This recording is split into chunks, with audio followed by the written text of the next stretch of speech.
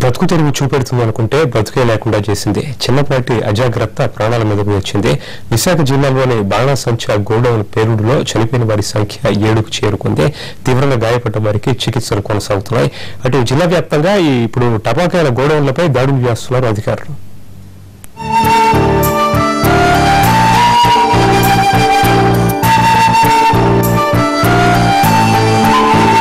విశాఖ జిల్లా ఎస్రాయవరం మండలం గోపాలపాడులో బాణసంచా తయారీ కేంద్రంలో ఆదివారం భారీ పేలుడు సంభవించింది. ప్రమాదంలో మృతుల సంఖ్య 7కు చేరుకుంది. మరో 10 మందికి గాయాలయ్యాయి. స్థానికుల సమాచారంతో రంగంలోకి దిగిన ఫైర్ సిబ్బంది మంటలార్పారు. తయారీ కేంద్రంలో ఉన్నట్లుండి భారీ శబ్దంతో పేలుడు జరిగిందని స్థానికులు చెబుతున్నారు.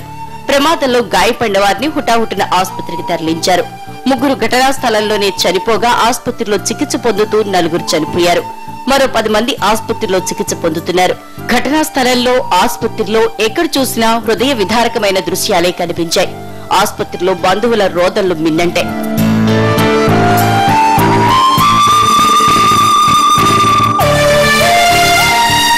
ఈ ఘటనపై CM Chandrababu, deputy CM Chinarajappa, మంత్రులు గంటా, అయ్యన్న పాత్రుడు దిగ్భ్రాంతి వ్యక్తం చేశారు. గాయపడిన వారికి మెరుగైన వైద్యం అందించాలని మంత్రులు అధికారులను ఆదేశించారు. మరో 2 కోసం ఘటనా స్థలంలో శిథిలాల కింద చిక్కుకుని ఉండవచ్చని పోలీసులు అనుమానిస్తున్నారు. ఫైర్ సిబ్బంది, పోలీసులు స్థానికుల సాయంతో శిథిలాల్ని తొలగించారు. మరోవైపు ప్రమాదంలో చనిపోయిన వారికి ప్రభుత్వం 2 లక్షలు ఎక్స్గ్రేషియా ప్రకటించింది.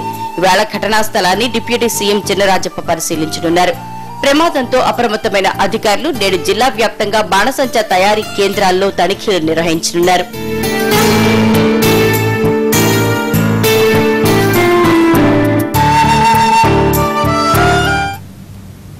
నిన్నటి బాణాసంచా పేలుడు దుర్ఘటనలో తీవ్రంగా గాయపడ్డ వాళ్లకి విశాఖ కేజీహెచ్లో చికిత్స అందిస్తున్నారు. వారి ప్రస్తుత ఆరోగ్య పరిస్థితిపై పూర్తి వివరాలు మా ప్రతినిధి రవిచంద్ర అందిస్తారు. రవిచంద్ర, నిన్నటి బాణాసంచా గోడౌన్ పేలుడుని ప్రభుత్వం సీరియస్ గా తీసుకుని జిల్లా వ్యాప్తంగా దాడులు జరుగుతున్నాయి. దాని సంగతి చెప్పండి. ముందుగా ఆసుపత్రిలో చికిత్స పొందుతున్న వారి ఆరోగ్య పరిస్థితి ఏమిటి?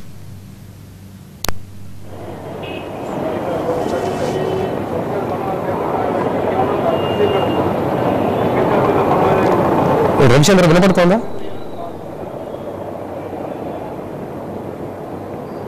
సంతోష్, గోకులపాడులో నిన్న సాయంత్రం జరిగిన పెను విస్ఫోటనం తర్వాత ఘటనలో గాయపడ్డ 4 ప్రస్తుతం విశాఖ నగరంలో నాకు కార్పొరేట్ ఆసుపత్రిలో చికిత్స పొందుతున్నారు. వీళ్ళ ఆరోగ్య పరిస్థితి పైన కొంత ఆందోళన వ్యక్తం అవుతుంది. ప్రస్తుతం మన మంత్రులు ఐరపతుడు కానీ లేకపోతే ఎంపీ అవంతి శ్రీనివాస్ బాధితుల ఆరోగ్య పరిస్థితిని తెలుసుకునేందుకు ఆసుపత్రి లోపలికి వెళ్లారు.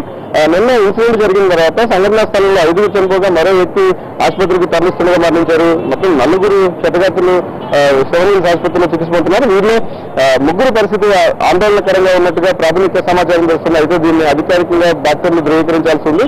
మరోవైపు సంఘటన జరిగిన తీరుగానే పెద్ద ఎత్తున విస్ఫోటన సంభవించింది. దాదాపు 4-5 కిలోమీటర్ల దూరం ఆ ఘటన జరిగిన తర్వాత 4-5 కిలోమీటర్ల దూరం దాని ప్రకంపనలు కూడా వినిపించినాయి. ఈ నేపథ్యంలోనే ఆ సంఘటన జరిగిన స్థలాన్ని ఇవాళ హోంమంత్రి చూడబోతున్నారు. హోంమంత్రి చూసిన తర్వాత మొత్తం జిల్లా అధికారులందరూ కూడా ఈ సంఘటన స్థలానికి వస్తున్నారు. మంత్రులు కానీ లేకపోతే ఇతర అధికారులందరూ కూడా సంఘటన స్థలానికి వస్తున్నారు. అసలు సంఘటన ఎట్లా జరిగింది అన్న దాని మీద ఒక దర్యాప్తు జరుగుతోంది. మరోవైపు నిన్న ఘటనలో చనిపోయిన 6 మృతదేహాలకు కూడా ఇవాళ పోస్ట్ మార్టం నిర్వహించిన తర్వాత వాళ్ళ బంధువులకు అప్పగించబోతున్నారు. మధ్యాహ్నం 12 గంటల సమయంలో హోంమంత్రి చిన్నజప్ప సంఘటనా స్థలానికి వస్తారు. ఇక మంత్రులందరూ కూడా అక్కడ సంఘటనా స్థలానికి వెళ్ళబోతున్నారు. బాణసంచా పేలుడు ఘటనల్లో అనేక లోపాలు వ్యక్తమవుతున్నాయి. ఒకవైపు రిజిస్ట్రేషన్ కి సంబంధించి కానీ లేకపోతే అతనికి ఉన్న ఎలాంటి అంటే పూర్తిగా లైసెన్సులు ఉన్నప్పటికీ కూడా సంఘటన జరిగిన తీరు చూస్తే మాత్రం నిర్లక్ష్యం ప్రధాన కారణంగా కనబడుతోంది.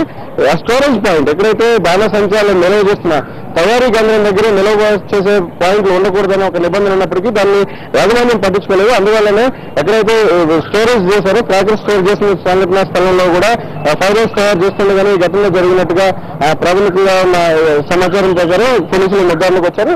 అయితే సంఘటనలో జరిగిన తీరును చూస్తే మాత్రం చాలా బీభత్సమైన వాతావరణం. గోకులపాడు చుట్టుపక్కల ప్రాంతాల్లో చాలా భీకరమైన వాతావరణం కనబడుతోంది. 100 మీటర్ల దూరం కూడా డెడ్ బాడీస్ ఎగిరిపోయిన ఘటన నిన్న అక్కడ సంఘటనా స్థలంలో మనకి కనిపించిన ప్రత్యక్ష. అయితే సంఘటన జరిగిన తర్వాత నలుగురు క్షతగాతులతో ఉన్నారు, ఇద్దరు గల్లంతైనట్టుగా సమాచారం వస్తుంది. కొంతసేపటి క్రితం కలెక్టర్ కూడా సివిల్ ఆసుపత్రికి వచ్చారు, బాధితులను పరామర్శిస్తున్నారు. మొత్తంగా ఈ సంఘటన జరిగిన తర్వాత పూర్తిగా అప్రమత్తం కావాల్సినట్టుగా ప్రభుత్వం అయితే ఆదేశాలు జారీ చేసింది. ఇప్పటికీ కాంపెన్సేషన్ లాంటి ప్రకటనలు అయితే వచ్చినప్పటికీ బాధితులు అయితే స్థానికంగా ఉన్న బాధితులు అయితే చాలా ఆందోళన వ్యక్తం చేస్తున్నారు. చుట్టుపక్కల ఉన్న గ్రామాల ప్రజలు కూడా తీవ్ర ఆందోళన ఆవేదనలో ఉన్నారు. మొత్తం రోగులపాడు ఇన్సిడెంట్ తర్వాత 6 చనిపోయారు, ఇంకొక 4 పరిస్థితి ఆందోళనకరంగా ఉంది. 4 కూడా సివిల్ ఆసుపత్రిలో చికిత్స పొందుతున్నారు. ప్రత్యక్ష. Thank you Ravichandra.